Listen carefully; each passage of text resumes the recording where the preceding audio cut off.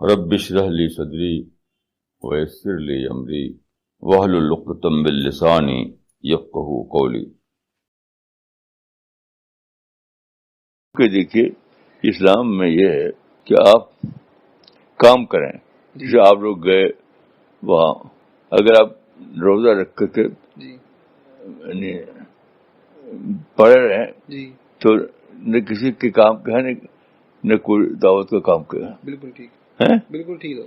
تو دیکھیے میں آپ کو اصول بتاتا ہوں کہ اسلام میں یہ ہے کہ دعوت کا کام جو ہے وہ کرتے ہوئے جتنا پاسبل ہو اتنا ہی کرنا ہے. نہیں تو یہ بھی بھائی آپ کے بجائے اس کے کہ آپ مہینے بھر روزہ رکھیں، چند روزہ رکھ لیں اور اس کا پیسہ دے دیں یا غلہ دے دیں. یہ صاف صاف ہے. ہمارے علماء نے اصل میں اس کو کہتے ہیں تاثیر الفتویٰ، یعنی فتویٰ میں مشکل پیدا کرنا. ایک ہے تیسیر الفتویٰ، فتویٰ میں آسانی پیدا کرنا. تو اسلام میں یہ تھا کہ تیسیر الفتویٰ یعنی فتوے میں آسانی پیدا کرنا.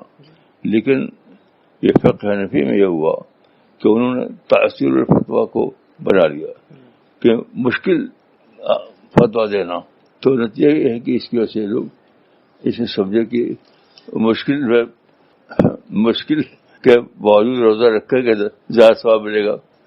حالانکہ دیکھیے ایک مرتبہ رسول اللہ صلی اللہ علیہ وسلم سفر میں روزہ چھوڑا جاتا ہے نا، تو ایک مرتبہ رسول اللہ سفر میں جا رہے تھے اور لوگوں سے کہا تھا کہ سفر میں روزہ آپ لوگ چھوڑ سکتے ہیں.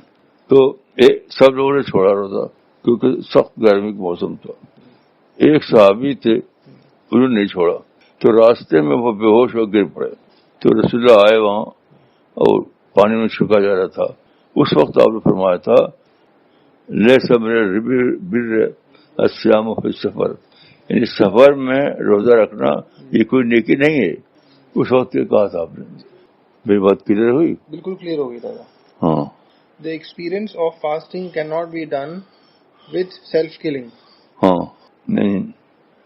At some practice that is tantamount to self-killing. قرآن میں صاف صاف ہے کہ یہ آیت جس کا ترجمہ یہ بنتا ہے کہ جو لوگ مشکل ہی سے روزہ رکھیں وہ روزے کے بدلے فدیہ دے دیں. یہ سورہ بقرہ میں یہ آیت